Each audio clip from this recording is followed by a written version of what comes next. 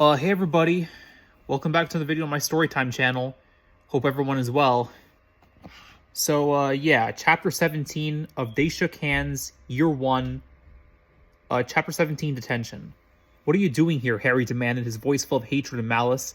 Millie and Daphne flanked him, folding their arms across their chests imposingly. Ron Weasley glared back across the entrance hall at him. The Git turned to look at Mr. Filch, who was grinning sadistically. I don't want to serve detention with them, he protested. Nobody cares what you want, Weasley, said Filch in a gravelly voice. When it comes to detentions, you don't get to do things you like. He lit a lamp and leered around at them, the lantern casting flickering shadows on his pock-marked face. Follow me, he said ominously. Filch looked way outside, marching across the dark ground. Don't think twice about breaking rules again, he taunted them. Oh yes, some hard work will show you. Hard work and pain are the best teachers in the world, if you ask me. Such a pity they phased out the old punishments. Hanging by your wrists for a few days on the ceiling, that'd teach you.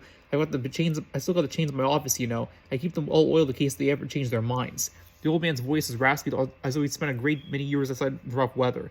It's something about the old punishments. He sounded wistful, but not terribly disappointed. He must know what they would be doing tonight, Harry realized, and it was sufficiently horrible that the caretaker didn't think they were getting off easily. Don't think of running off now either, he warned them. It'll only be worse for you if you do. The moon was bright, but the sky was cloudy. Harry, the Professor Sinistra, watching the stars, would be livid, taking the presence of the clouds as a personal affront. The intermittent light threw the shadows everywhere. Harry could see the lighted window of Hagrid's hut. Is that you, Filch? Hagrid's booming voice called out. Hurry up, I want to get started. Wants to get started drinking, Daphne whispered to Harry. Harry's heart fell. Hagrid certainly wouldn't go easy on them after what they'd done and tried to do. The time was looking longer and longer. He suppressed a groan. You're late, Hagrid rumbled at them. He peered intently into their faces. Filch, you've been telling them tales and scaring them, and it's not your place. You've done your part, your bit. I'll take over from here. Bass, said the old man, spitting on the ground. I'll be back at dawn for what's left of them. Without further comment, he took his lantern and went back to the castle. Hope you're dressed warm, Hagrid said ominously. We're going into the forest to look for Summat. The forest, all four students exclaimed together.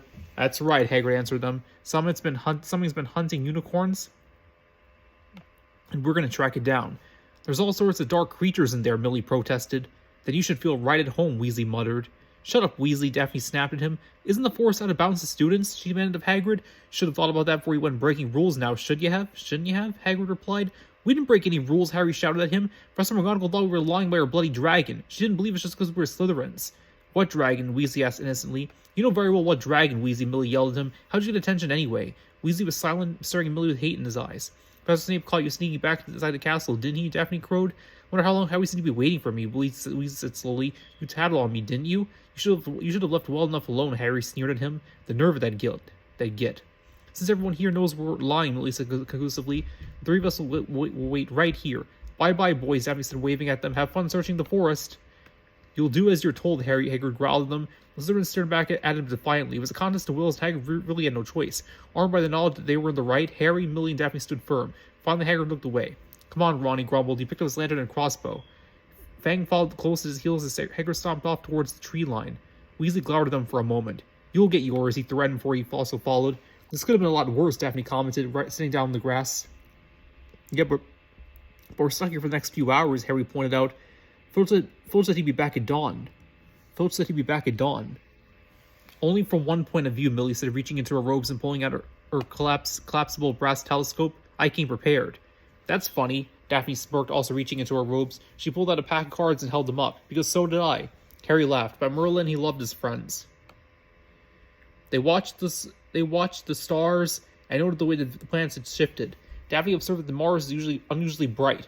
Whenever clouds covered up the sky, they played card games, talked about the various unpleasant fates that Weasley deserved. About 2 hours had passed when Harry heard a voice from the forest. He turned, hoping it would be Hagrid, took Weasley's attention so he could go sleep. He didn't see the glow from the big man's lantern. He peered into the darkness, sure his mind was playing tricks on him. The shadows couldn't be moving, surely? A cold wave of terror gripped him. The shadows were moving, and one of them was drawing closer. Not knowing what was going on, he stood and drew his wand. The girls had risen with him, and they too had their wands out. The moon appeared suddenly from behind a cloud, and the moonlight revealed a figure cloaked in shadow with bright silver liquid dripping from its mouth. The strange creature came towards him quicker than anything stretched out long, and crawling across the ground like some stalking beast. Harry opened his mouth to scream, but only a dry wheeze of air came out. Daphne was terrified too, as her piercing shriek nearly deafened him.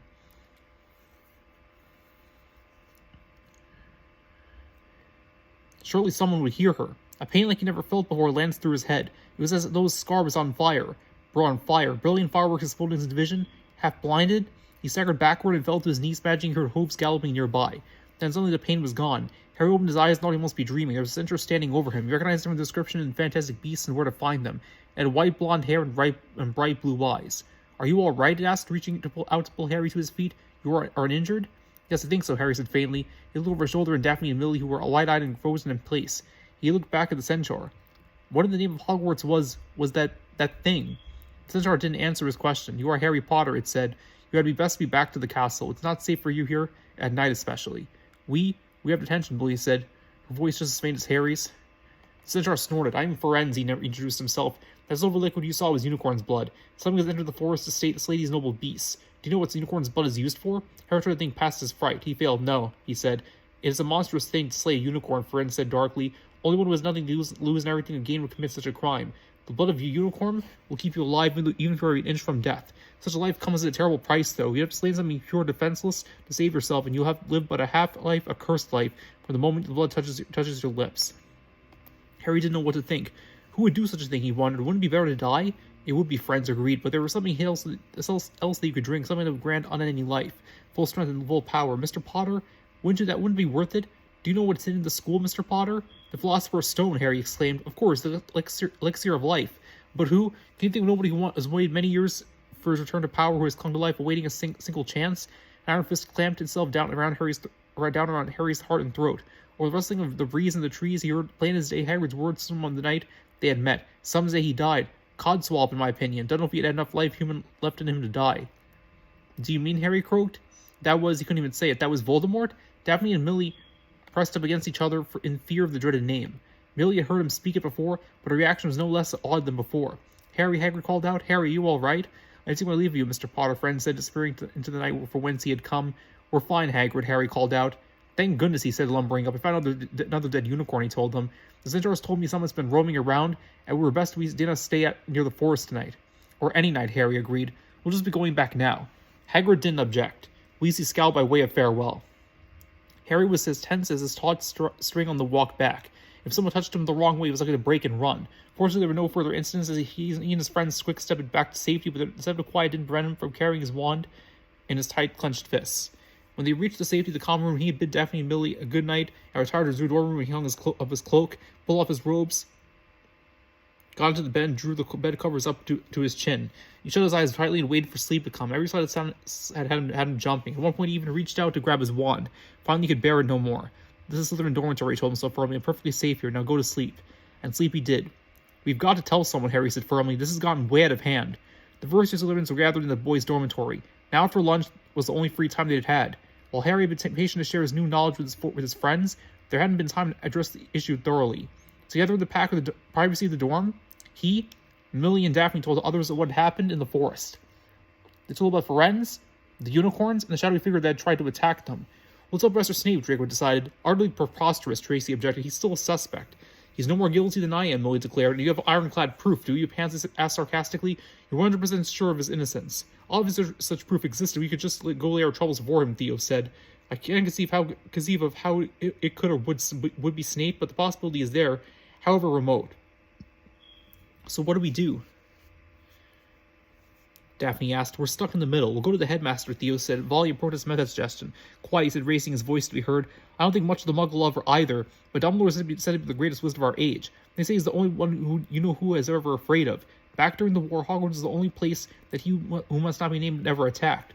So as long as Dumbledore is here, you know who won't dare to come after the stone," Tracy said. "There's still the matter of the magical defenses.